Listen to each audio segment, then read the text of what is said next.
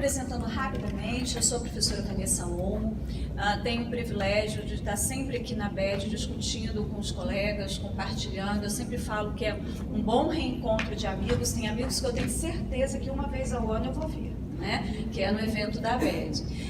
E também de fazer novos amigos. Falando um pouquinho rapidamente, estou hoje como diretora de produção da empresa educativa, sou professora, sou docente.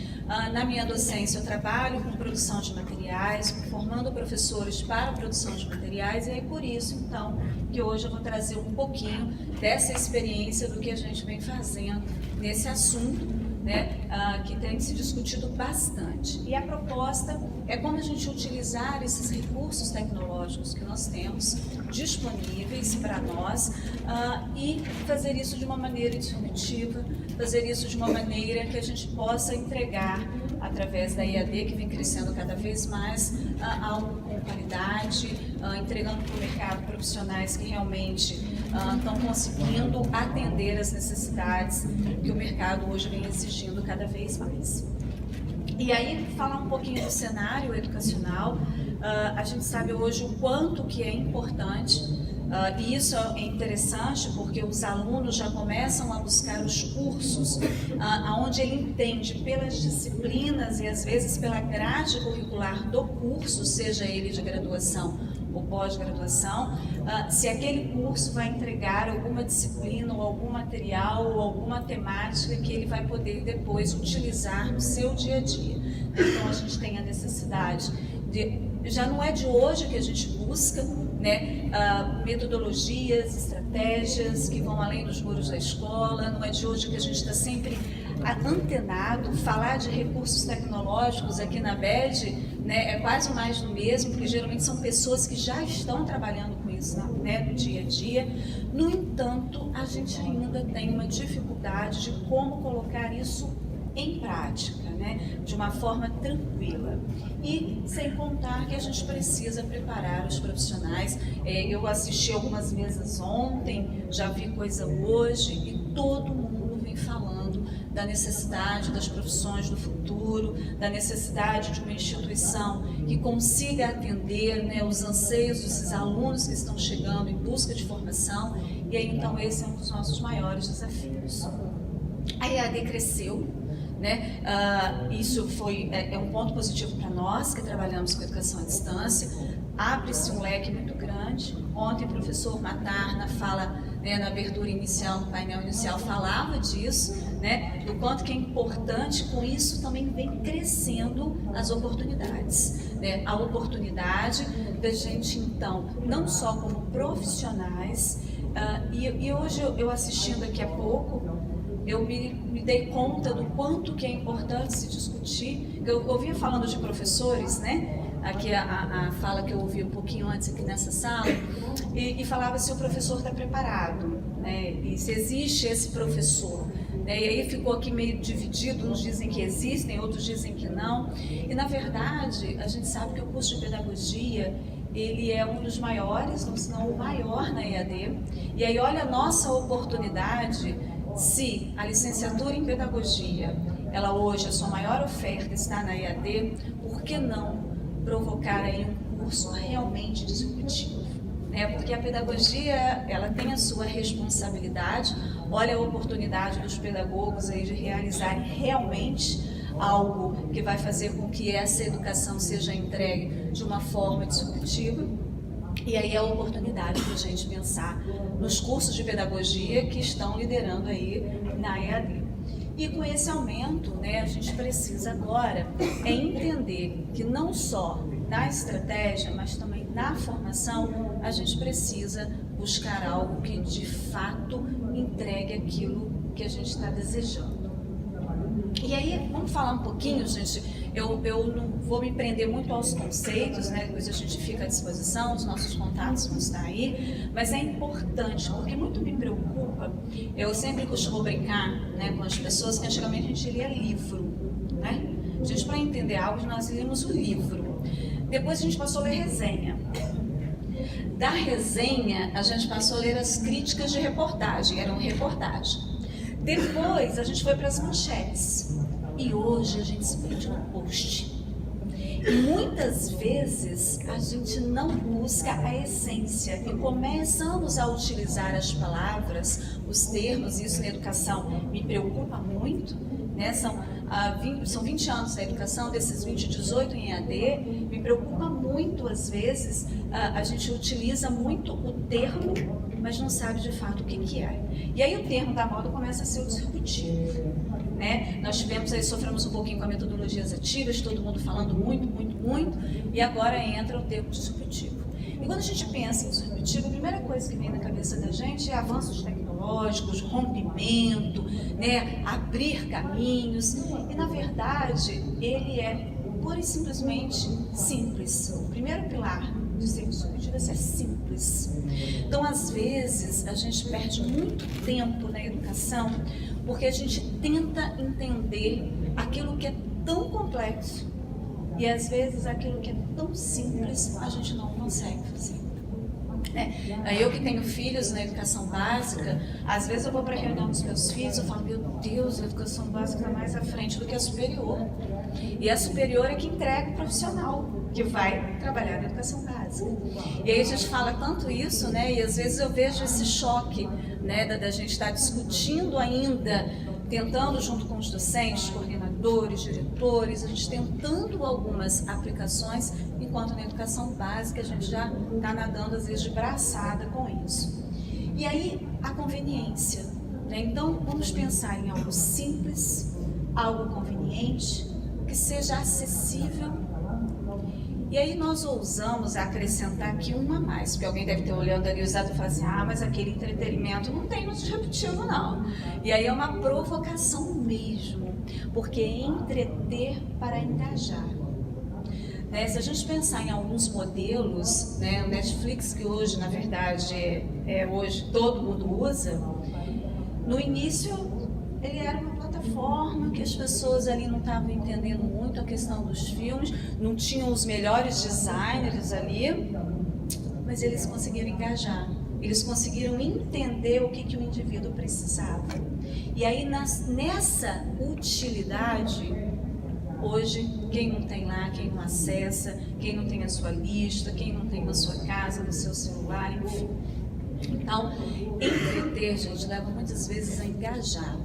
Eu fico escutando às vezes algumas discussões sobre gamificação, sobre jogos, né? Muitas vezes na educação corporativa a empresa procura entender como que ela faz isso através do seu treinamento, né? Porque os badges que são muito pedidos aí na hora de montar as plataformas é justamente para o indivíduo ele se sentir desafiado a.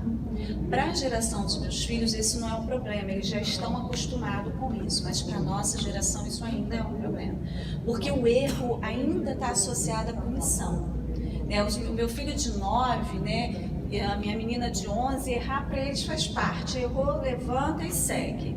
A nossa geração ainda é a geração da punição. Então, o entretenimento, ele nos leva, na verdade, a entender que engajar esse aluno através do desafio, da prática, né, da aplicação do conteúdo, é uma maneira da gente trazer aí algo e uma prática. Então, sempre se lembrem disso, simplicidade, conveniência, acessibilidade e, por que não, provocar aí o entretenimento. E o conteúdo como serviço.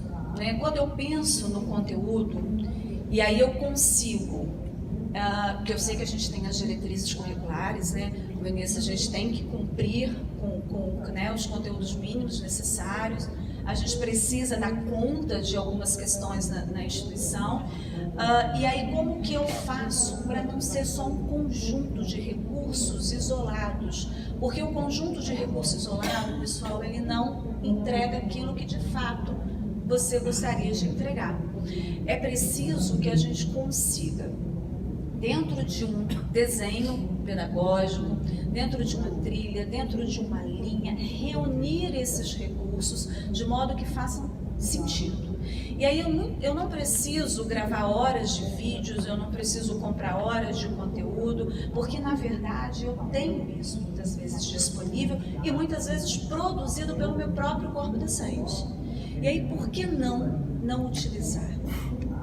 Parem para pensar. Estava ouvindo aqui de um professor há pouco falando, né, que a gente aplica no mínimo 80 avaliações nos alunos. E vamos bater que tem 10 questões cada avaliação, 800 questões e nosso aluno passa durante um curso. E aí a gente não consegue entregar, às vezes, o resultado do ENAD. Né? E aí eu falo para vocês, quantas aulas os professores produzem? Quantas coisas diariamente a gente vem produzindo? Por que não engajar os alunos nessa produção desse recurso? Tá? Então isso é interessante.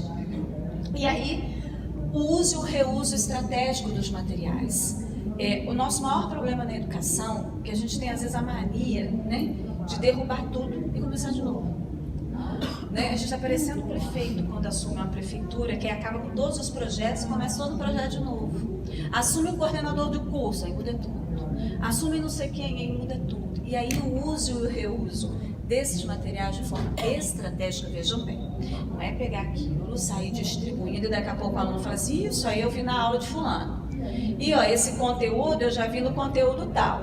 É isso, é de maneira estratégica esses materiais, né, que na verdade você vai poder conseguir reutilizar, né, com focos diferentes aquele material. E aí a gente fica com esse questionamento, educação mais tecnologia ou educação versus tecnologia? Então, na verdade, a gente precisa, como desafio, é estar atento, né, como fazer esse trabalho, unindo todos esses recursos tecnológicos. Quando a gente fala de recursos, nós estamos falando das videoaulas, do audiobook, do podcast, a gente está falando da apostila, a gente está falando do conteúdo em HTML que está disponível para o nosso aluno. Nós estamos falando de tudo isso que a gente produz diariamente e como fazer isso, na verdade, de maneira com que a gente consiga fazer algo que entregue de fato aquilo que a gente se propõe. E aí uma educação multiprofissional, eu acho que essa é uma questão que a gente precisa cada vez mais entender, que nós precisamos unir competências e não ser competente naquilo que o meu colega é. Né? Eu preciso unir. Então, se eu tenho aí de repente, né, uma questão mais fácil para fala, para vídeo, então na verdade eu vou reunir isso, vou fazer isso, enquanto o outro vai escrever, enquanto o outro vai propor um jogo, e aí juntos a gente consegue construir recursos interessantes.